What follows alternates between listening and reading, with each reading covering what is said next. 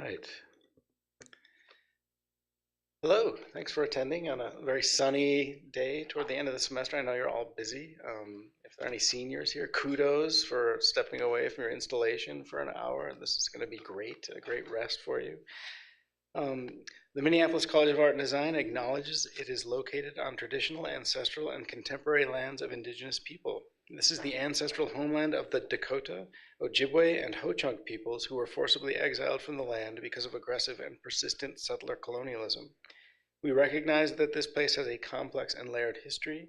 As a community dedicated to creativity, MCAD is committed to ongoing efforts to support and advocate for American Indian nations and peoples.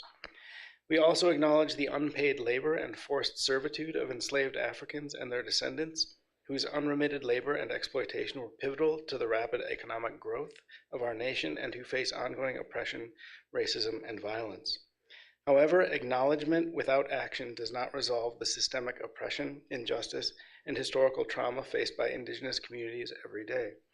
As an institution, we are committed to reconciling these acts by taking action in the decolonization of institutional structures that promote injustices, inequities, and other forms of supremacist and systemic racism. So it is my pleasure to introduce Erin Sharkey. Erin Sharkey is a writer, arts and abolition organizer, cultural worker, and film producer based in Minneapolis. She is the co-founder of an experimental arts collective called Free Black Dirt and is the producer of film projects including Sweetness of Wild, an episodic web film project, and Small Business Revolution, which explored challenges and opportunities for Black-owned businesses in the Twin Cities in the summer of 2021. Erin is also a steward cooperative member of the Fields at Root Springs Retreat, a land-based cooperative stewarding space for healing and development of Black, Indigenous, and people of color, artists, activists, healers, and community, centering lesbian, gay, bisexual, trans, and queer folks in central Minnesota.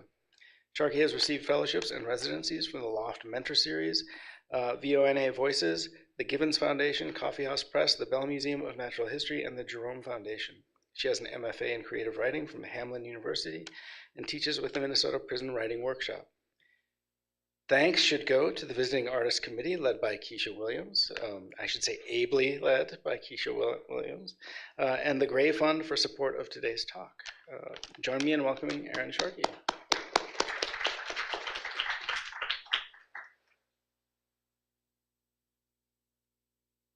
Hi, y'all. It's beautiful out, so really thanks for the sacrifice and coming inside to hang out. I wanted to talk today a bit about historical record and imagination.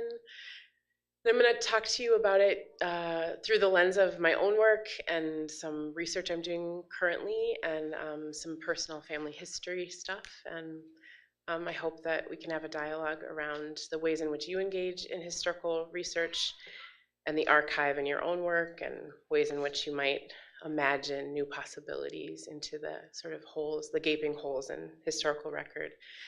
I first wanted to scan the room. Anyone seen the movie Sinners yet?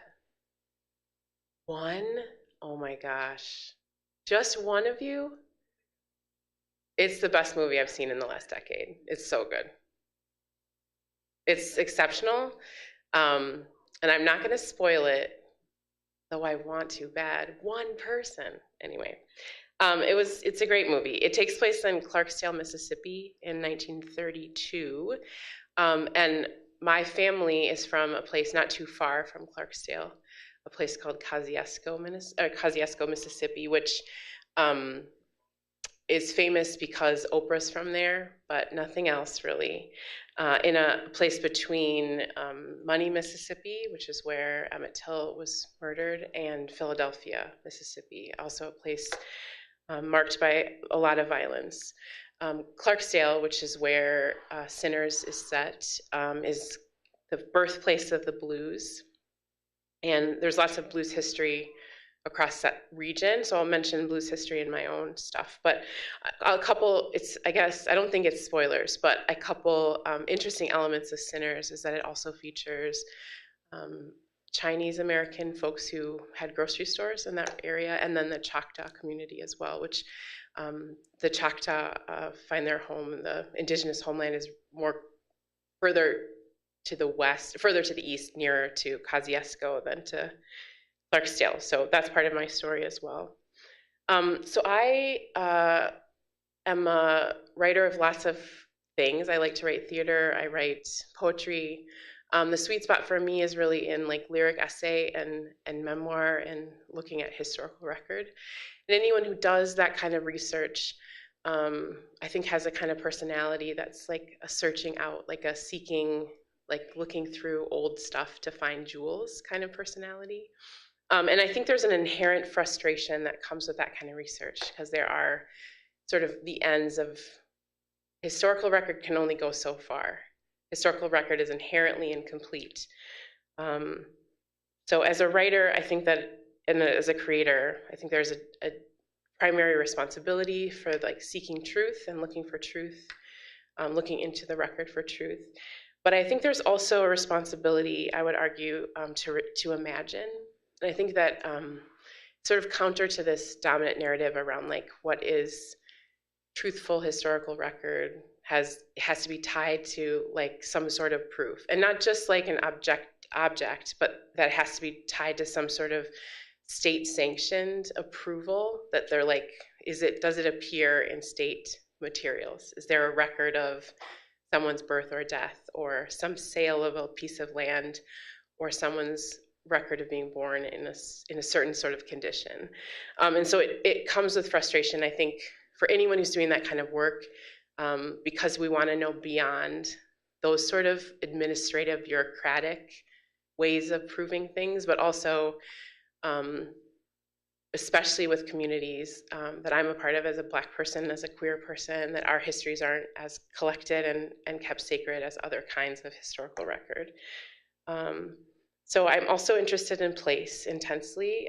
I love nature, and I think that there is a lot to be learned and lots of ways that nature is holds memories because of the ways that we engage ritual in place, the ways in which we ascribe meaning to place, the ways in which we mark landscape by conflict, by care, by ownership, by death, by mistreatment, by disregard, by development, by ascription of meaning. I'm going to find water here. So there's lots of ways in which land is an opportunity for us to think about what is significant to us as people and to us in terms of our historical context. So the things to remember in my talk is that nature is like inherently political and inherently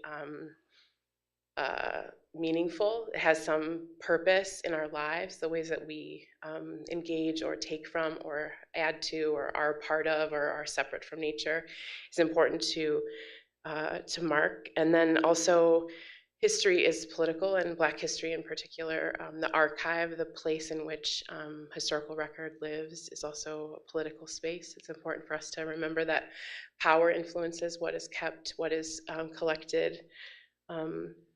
My family history in particular is incomplete for many reasons. It's incomplete because I'm a Black person, because I can only find record of my family back a couple generations, because their movement, their just being stolen, their movement to the United States was not marked in an official way, in a personal way, in a way that connects to them as people, but also because since that point, Black history hasn't been marked in our country completely, but also because of migration across our country, because of insecurity and instability in location, because of poverty, because of incarceration.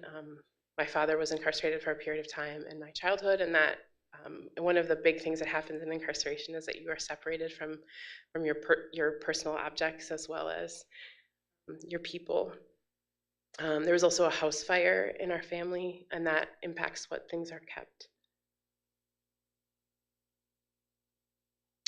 There are also racial dynamics when it comes to institutions that hold memory. Think about museums, think about universities, think about state functions like libraries and history museums.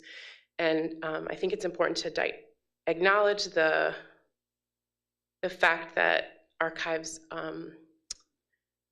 are picked by people who have bias themselves, and they have power around like what sort of resources they have to collect and hold historical objects and keep them safe.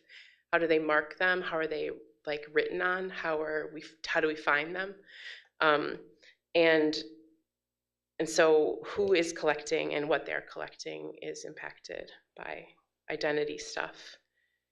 So I'll start just with some parts of my own personal historical record. So I had a relationship with my father for the first few years of my life, and that's me in the bottom. That's him at the top. And he and my mother broke up before my second birthday. And he had visitation with me until I was about 5 years old. And then I didn't see him again for about 17 years. And didn't hear from him aside from one phone call and one package in those 17 years. And so over the course of that time, my mother, who is a white woman, I'm a mixed race person, important to know. My mom kept a box of photographs of probably 100 individual, tiny little 3x5 photographs with rounded corners that were sort of, had a kind of yellowing to them. She kept one box of photographs and their wedding album, and some other things, my baby book and stuff like that for that time. And when I reconnected with my family, my father's side of the family in my early 20s, it was that box that sort of represents all of the photos they have in the world of their young adulthood, their childhood. There's some really great pictures in the collection of the group of them. So my uncles and my aunties and my cousins, my grandma this is my grandma here.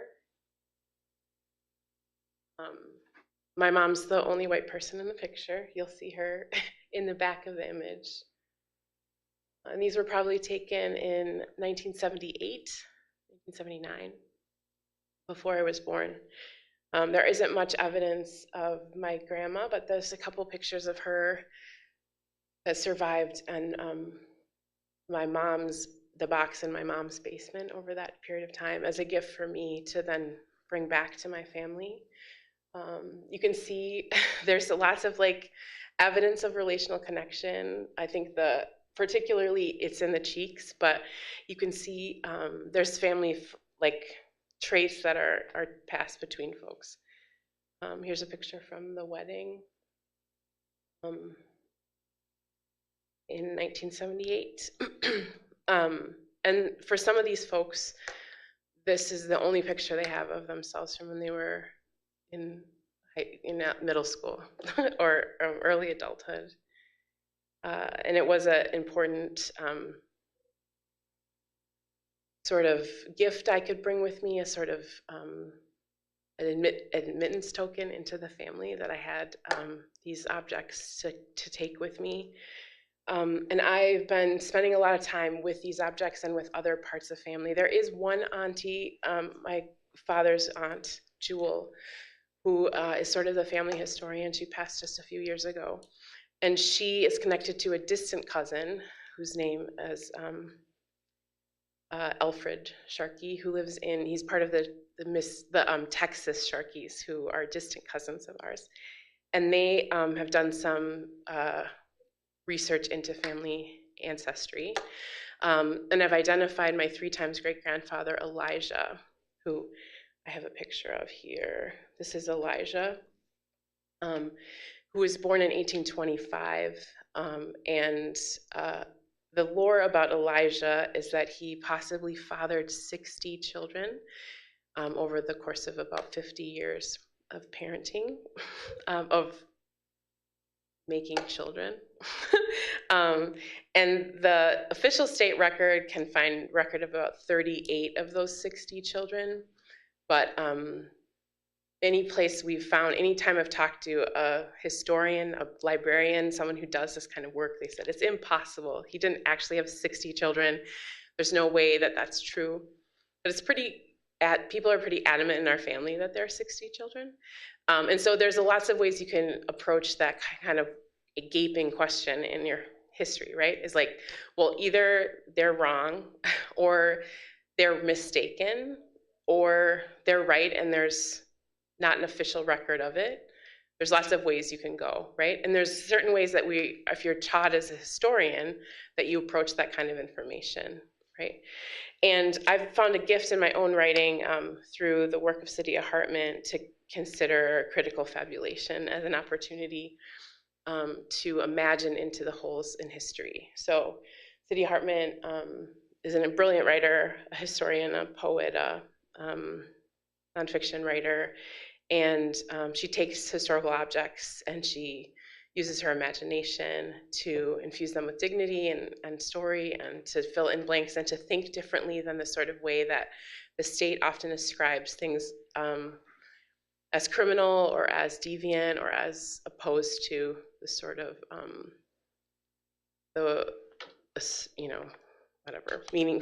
mainstream way of thinking about it. So there's a few aspects of critical fabulation that are important to consider. So it works to address omissions in historical record. It engages in speculation. It's a way of redressing historical injustices, to look at a way to right the wrongs of erasure. It blends research and fiction. It isn't scared of the ways in which we could imagine into possibility, to take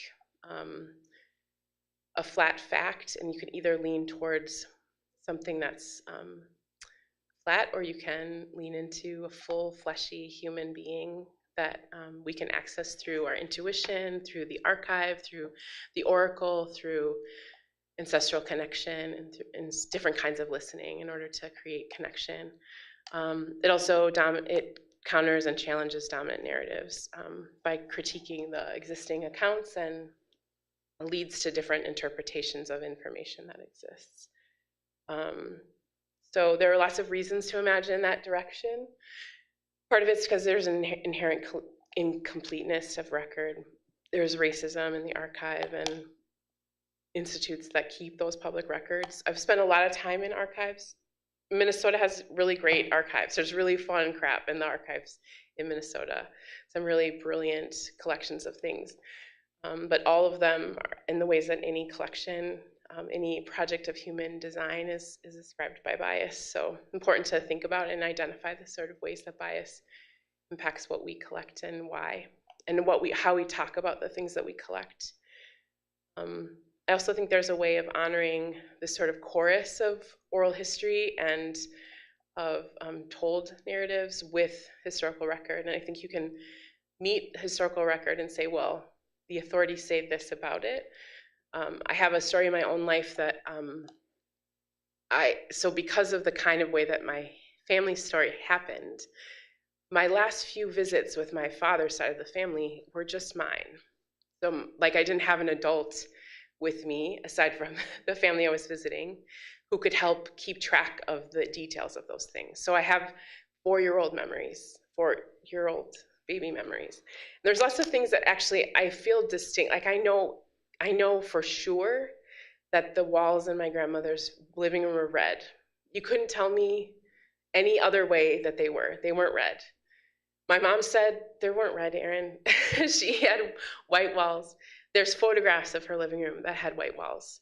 There are people that like spent time in that house and they said she had white walls. But I know as a 4-year-old they were red. And I can either say, well, that was silly. That little girl doesn't know things or she doesn't remember. Or there's ways that I could make both things true. The walls could have been red because I was experiencing a different kind of birth through that period of time. There could have been a different way that I was experiencing from being at a low vantage point to everyone else of the space.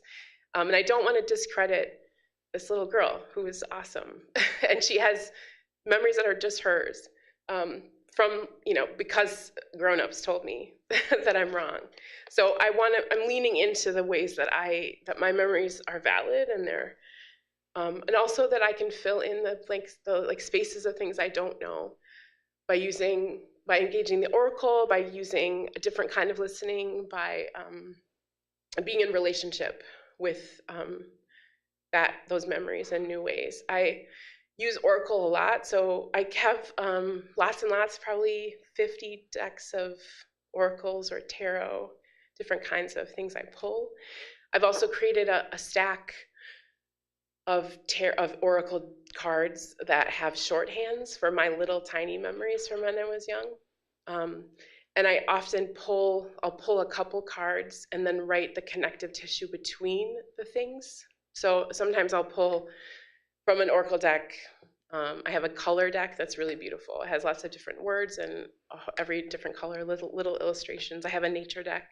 So sometimes I'll pull a snake and the color green that stands for something, envy maybe. And then I'll pull one of my own micro memories. And something about that activity creates a new neural pathway, a new access to memories that I don't come to sitting just at a page and thinking, I want to write about what it was like to be a kid. Because our memories get so inscribed, they get so crystallized and hard that we're actually remembering the last time we remembered something as opposed to the actual thing that we're remembering. So those things get hard to crack open. So I'm trying to engage different ways of accessing my memories by using chance and surprise and constraint to try to push myself into the space of finding new memories. I also think that we need to acknowledge that imagination is part of our lived experience. I think often we think imagination exists in this sort of fantasy realm that's separate from what we do day to day, but I engage my imagination all the time. When I think about what's perhaps could happen, I think about what alternative things could have happened. When I think about, we often use, as we get older, our imaginations for our anxieties, but I think there's lots of other ways we can engage our imagination, and we have to acknowledge that we do that to leave space within the nonfiction space for the sort of way that we imagine. I also think it's important to imagine, to give voice to things that have been silenced. So I'm going to read some from a new project called Ways of Knowing. Did anyone get down to the Marine Art Museum in Winona for the Nation Takes Place exhibit? So good. So Nation Takes, this is the catalog from the show. It's about the role of the Mississippi in the slave trade, in the transatlantic slave trade. And it has pieces of art from over, 50 artists or something from over 100 years of work. And it came together, a local curator, Tia Simone Gardner, put it together with someone that she works with, who's based in New Orleans, I believe. And it sort of culminates a bunch of work that she's been doing around the Mississippi River. And she asked me to write a piece about water, which is kind of too much. I don't know if you've ever had a project where someone says, the theme is something huge like water. Like, water's so big. And at the time that she gave me the project, I was thinking about the rural property that we have, Root Springs, which is a retreat center about an hour and 15 minutes out of town, and we have our own little lake on the land. And I was thinking a lot about the ways that the drought in Minnesota has been affecting our lake level. So I was thinking about that. I got asked to talk about climate at the UN Climate Talks COP 28 in Dubai. So I'd just been riding on the Dubai River in a water taxi, and I was like, is that the essay? I probably wrote for 3 weeks trying to figure out what I was going to write about, trying to figure out what water I was going to write about. But then I remembered that there's this work that I've been doing in my family history, and there's a series of creeks and bayous that are named Sharkey in that region of Mississippi. And one in particular, if you are going on the Emmett Till driving tour, which is a tour of the sites that have to do with Emmett Till's story in Mississippi, there's a point where you turn off of and you go over the Sharkey Bridge to get to the Tallahatchie River where Emmett Till's body was discovered. And so I thought maybe that's the starting point. That's the place I'm going to start from for my essay. And I'll read a little bit from that, but I also wanted to mention that in the process of researching, I found out that the most prolific kind of soil in the Mississippi Delta is called Sharkey soil, and probably named for a county in Mississippi that was probably named for the first governor of Mississippi in Reconstruction after the Civil War. And he was picked for that position. This is what he looks like.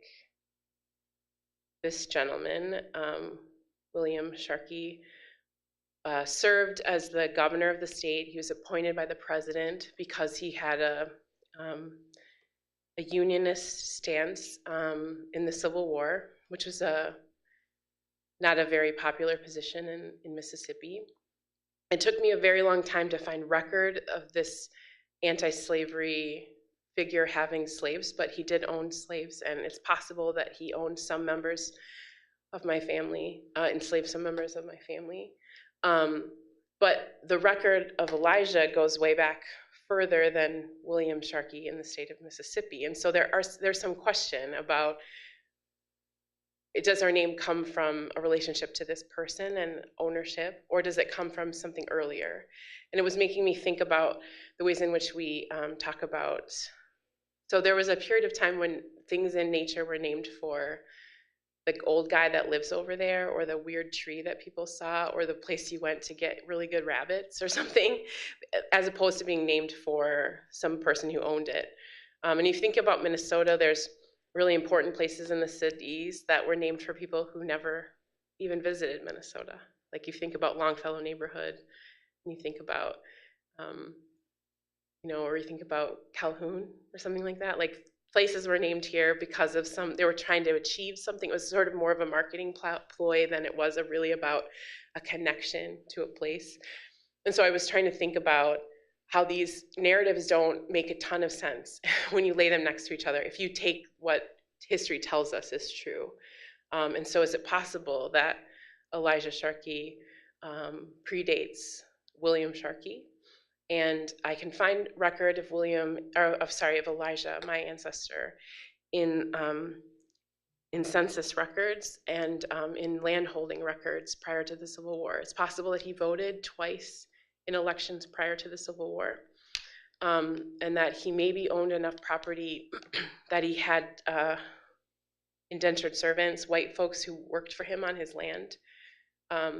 There also is images, you can't see it in this picture, but where's a good one? This is his son, Elijah Jr., taken in 1857, which is, I don't know if anyone else in this room has ever seen a picture of a black child prior to the Civil War, wearing white, sitting in a chair. This sort of close, like this image, I have never seen anything like this before. And so there are some questions that I'm out to answer. I'm going to spend some time in Mississippi this summer. But I wanted to read to you from that essay and then hear from you if you have questions around the kind of work I've been up to. I'll show you a few more questions or pictures before I start reading. Here's some more Sharkies that I found in my research. cheekbone, the cheeks are where it's at. These are my great-grandparents, Henry and Carrie. This is Coy, who's my favorite, who definitely looks like a character in Sinners movie, and DeWitt. Then this is some historical, like this is the resting place of Sam and Emma Brooks. And I'll tell you a little bit about the work that I'm going to look into this summer after I read from this essay in the Nation Takes Place collection.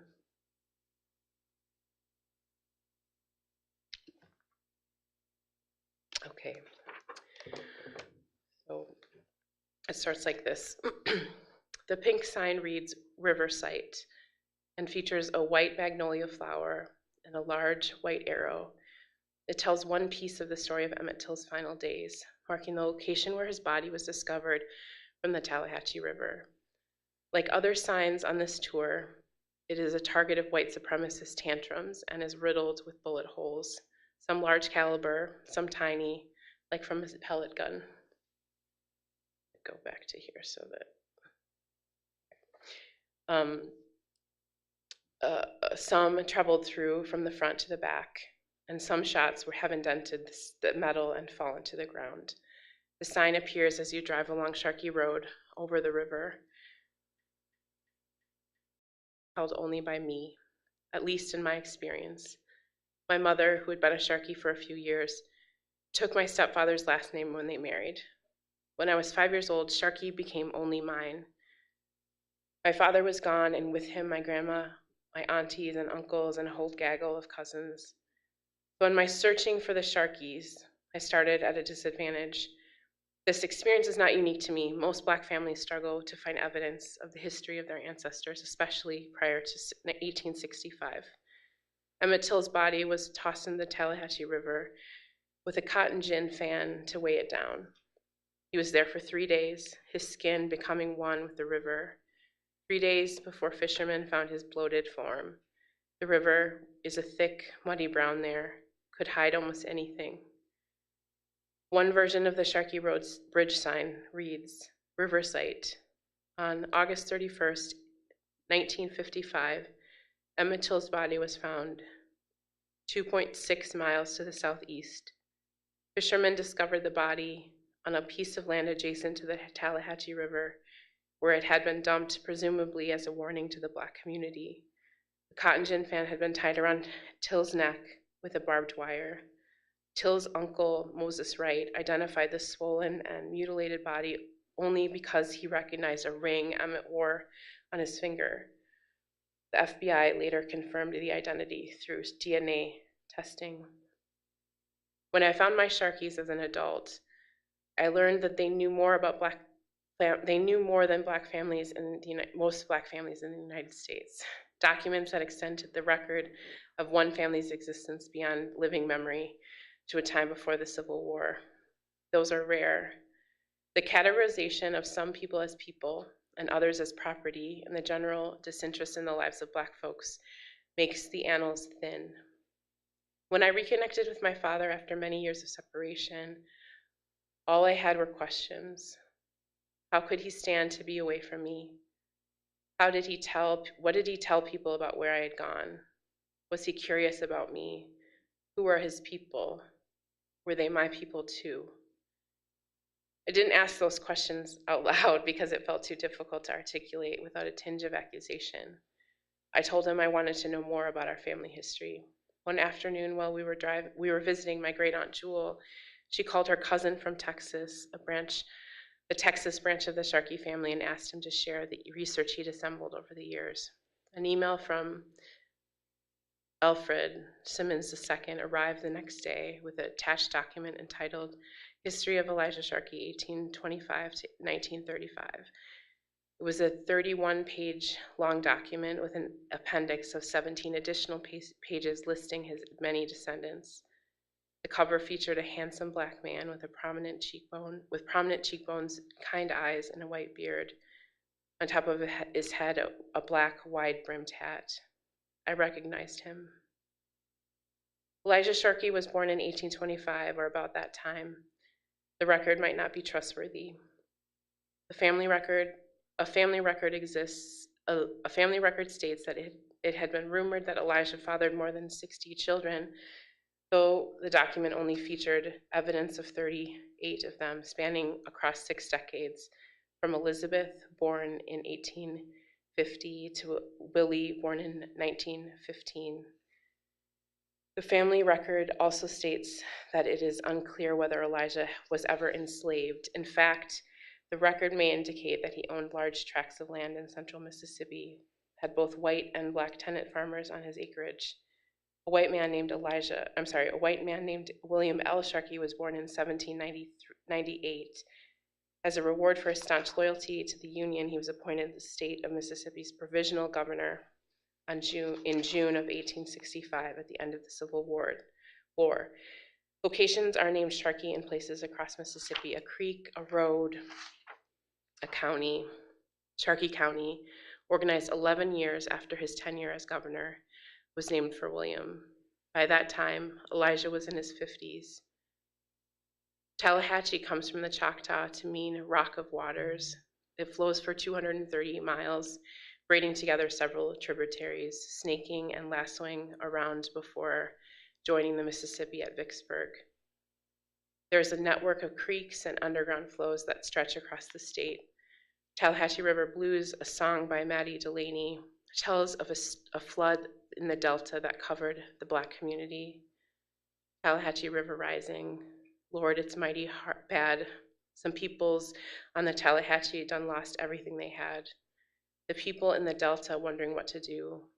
They don't build some levees. I don't know what's become of you. High River Rising got me troubled in mind.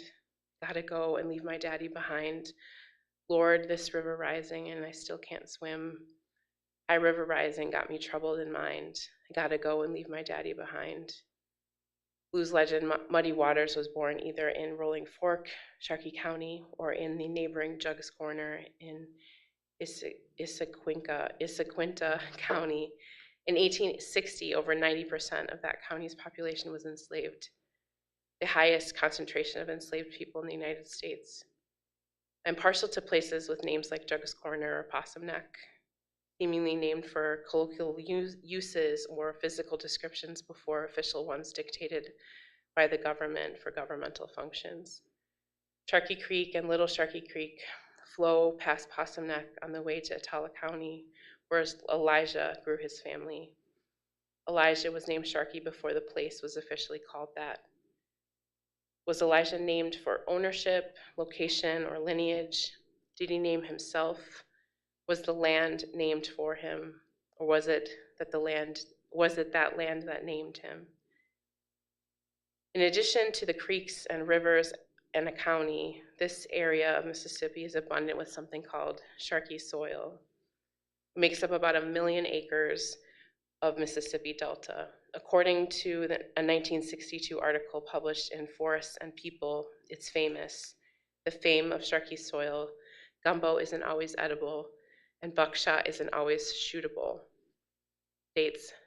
Starts with a claim that many first-time visitors to the Delta are eager to see the sticky, clay-rich soil for themselves. It's called a series, the way soil is categorized. The calculation is shown in a triangular chart with clay, silt, and sand on its sides.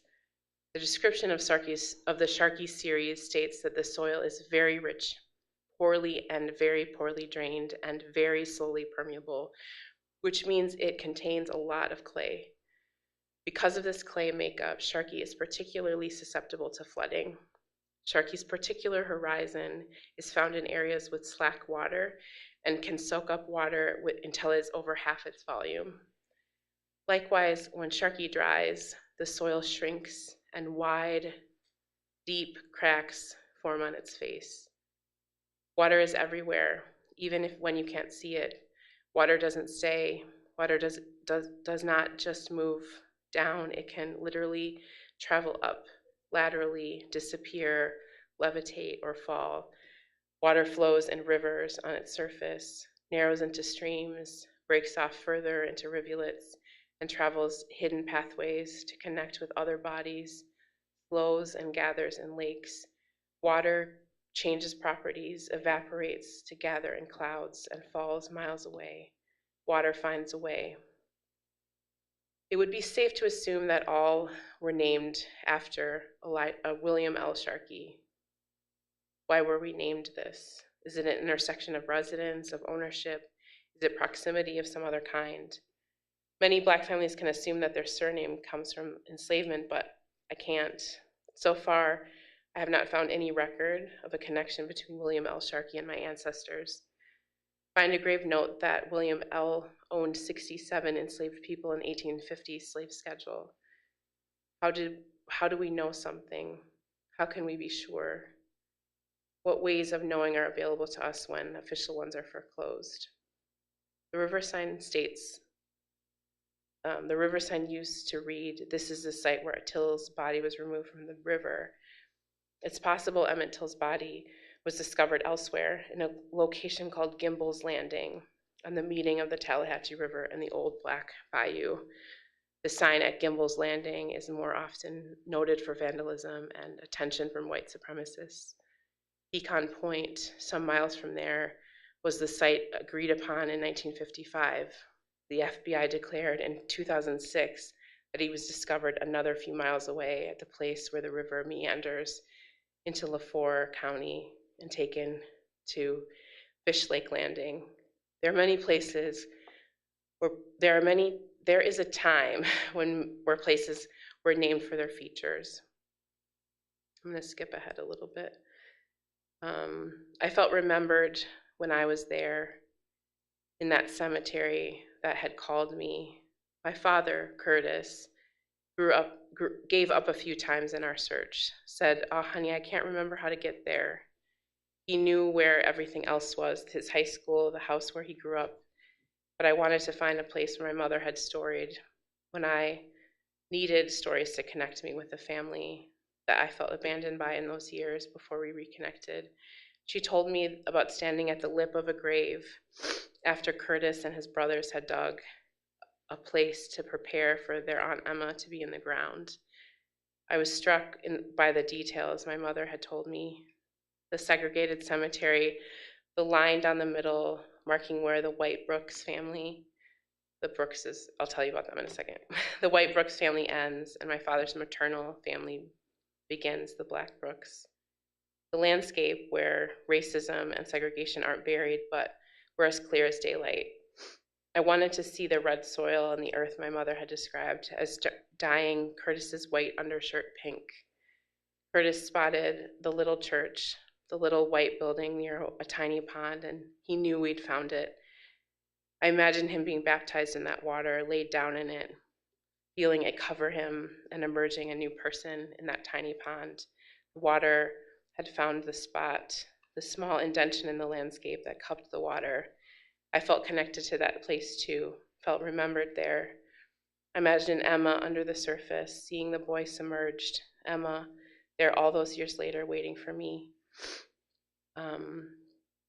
The sight of the river was Emmett Till's uncle knowing him enough. The sight of the ring on his finger and his knowing that it was him. It was the medal held in his hand that remembered them, not science, not the official record. I'm going to stop there. I'm going to tell you just a little bit about the new work that I've been doing. Now that I've identified some of these Brooks families, this Brook family as well. So the Brooks are my father's maternal side of the family. And they owned an inn in central Mississippi called the Guest House Inn. That was operating in the early 1800s. And there is some record I'm finding of some connection to enslaved people, as well as the fact that he bought a lot of whiskey and other things.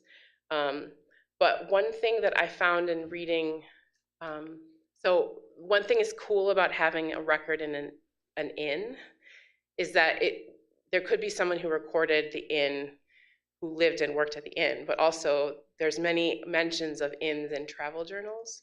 So as people moved across the state of Mississippi or came there from other places and stayed at the inn, they might have remarked about the inn and that. So I've been reading some record of people who stayed there, and there's one mention in one of the records about how great the dining room was in that inn because it was cool in the hottest days of the summer because they had a ceiling fan. And I thought initially, I read it and I was like, cool, ceiling fans. But then I was like, that doesn't make sense. How do they have a ceiling fan? This is before electricity.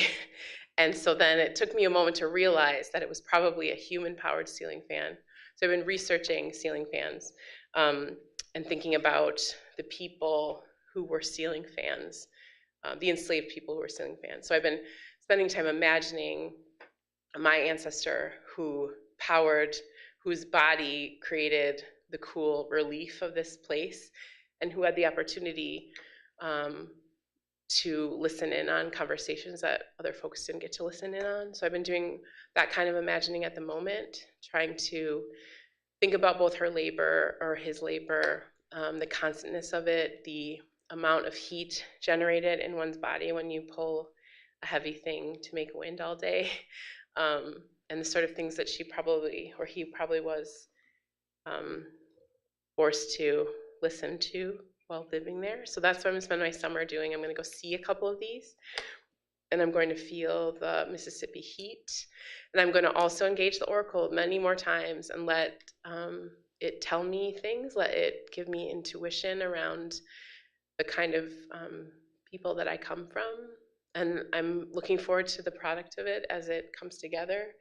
And I also am going to hopefully get to know, this is my dad when he was little, hopefully get to know him a bit more, get to understand him a little bit and understand the kind of ways in which a childhood, a boyhood that overlap the sort of activities that happened, the violence, the torture that happened to Emmett Till and the murder of the college workers in Philadelphia, and the sort of ways that that enters your psyche as a young person and impacts how one thinks about themselves. And I'm excited to get to know him a bit more over that period of time.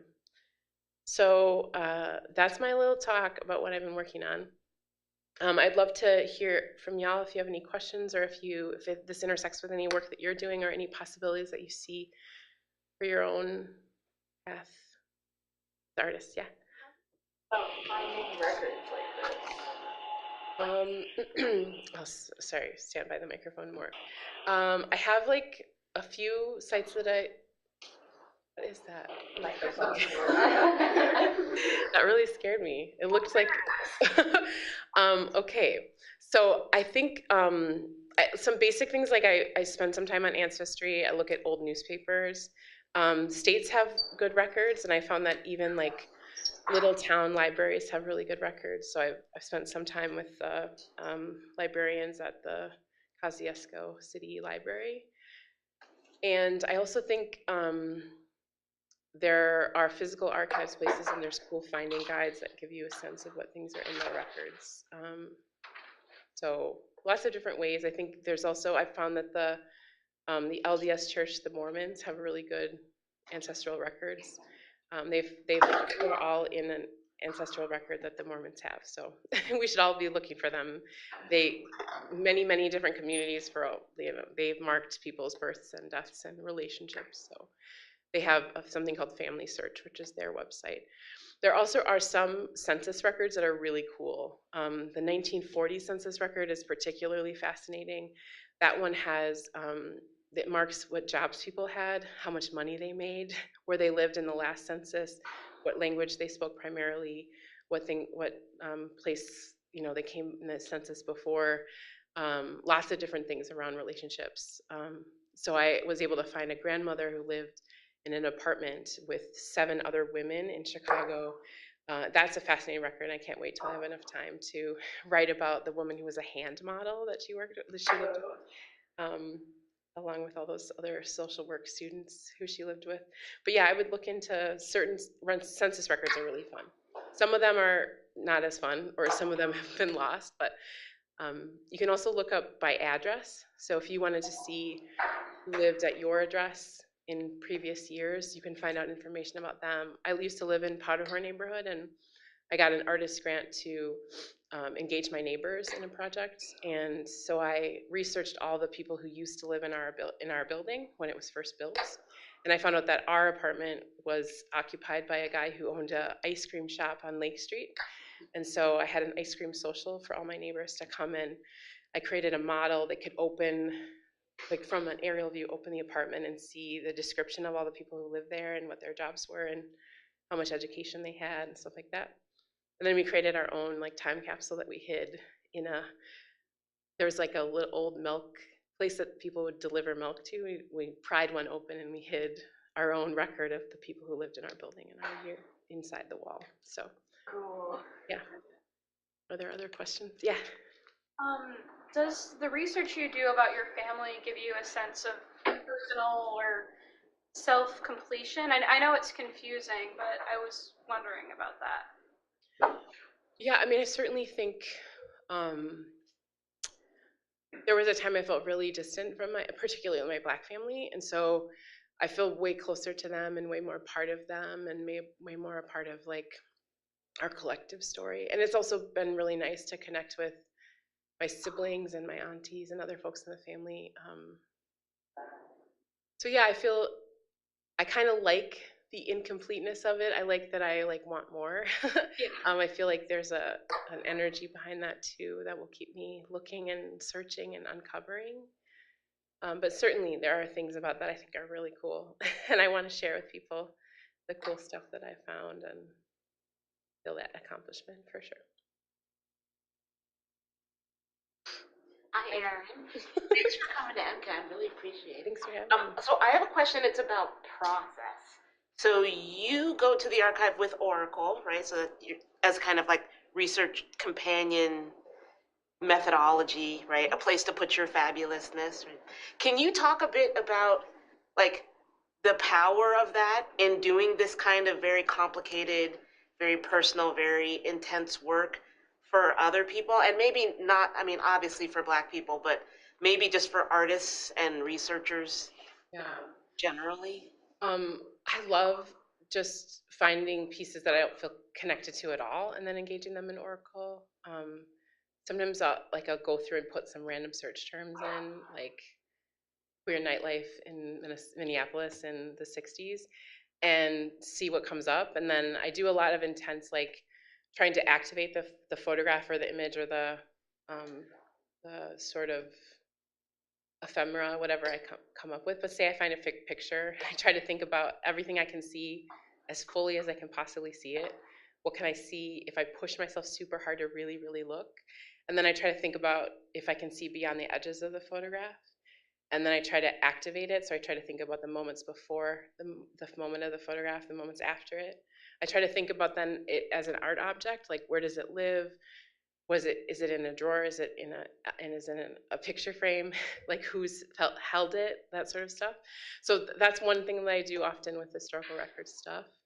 I like to do it with my own objects, but I think it's even interesting to think about how to activate it with other kinds of objects. And then sometimes I do the research and then I come back to my own like writing place and I engage it with Oracle. I think it's fun to do it in the archive too, but I don't always have that kind of space and comfort in an archive. Sometimes they're very like white glove.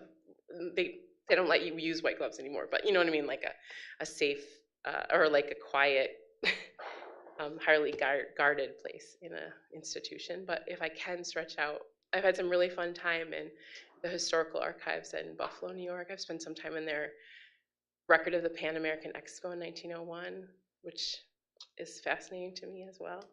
They had a full-scale replica slave plantation as an exhibit in 1901 that had workers pretending to be enslaved, and they had a daily cakewalk minstrel show that people could watch and leave with their own little bale of cotton as a souvenir.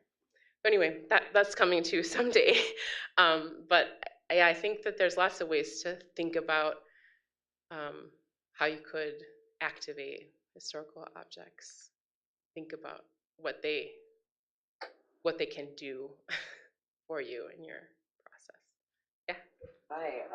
When it comes to your practice of like using the oracle or like intuition and activating these sorts of historical objects, did that come from a result of feeling like there was like a lack of conclusion with like state sanctioned forms of like information or history, and like that there was sort of lacking there, or was it a practice that you were already kind of using just in your own daily life and then chose to implement? Yeah, I actually started using Oracle before I sort of thought about it in the way that it works with historical record. I think it's been a way that I started my writing practice. When I sit down to write, I often pull, or I'm doing maybe I'm reading Torah or in tarot or something like that. I think that, and this is true in lots of ways. I feel like I learn most about myself as a writer with a group of writers that I work with that are incarcerated in Minnesota. I've been the sponsor of a collective of writers at Lino Lakes Correctional for the last 9 years, and it's my favorite writing group. No one will beat them.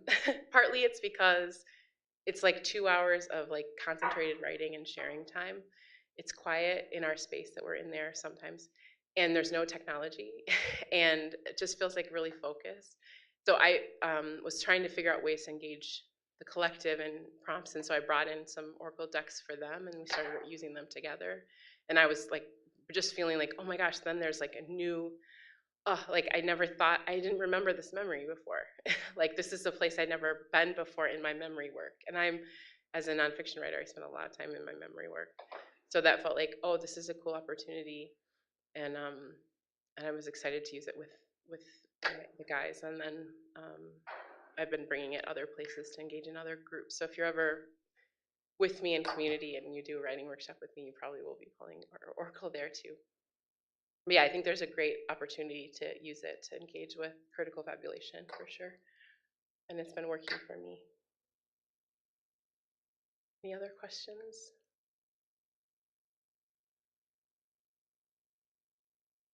Awesome. Okay, well, I'll leave you then. I will invite you, I host a reading series called Better Things. It's a project of the Minnesota Prison Writing Workshop and the Reentry Lab, which is a new project of prison writers where we're trying to connect the arts and cultural community with the population of people coming home from incarceration. There will be more and more people coming home, probably like 100, like a lot of people, hundreds of thousands of people coming home from incarceration over the next several years.